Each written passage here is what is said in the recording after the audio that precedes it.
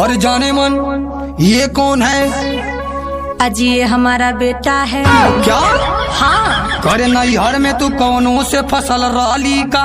ए राजा तोहर सिवा केहू के हम चहली का। अभी मोरे शादी के 6 महीना भइल ह।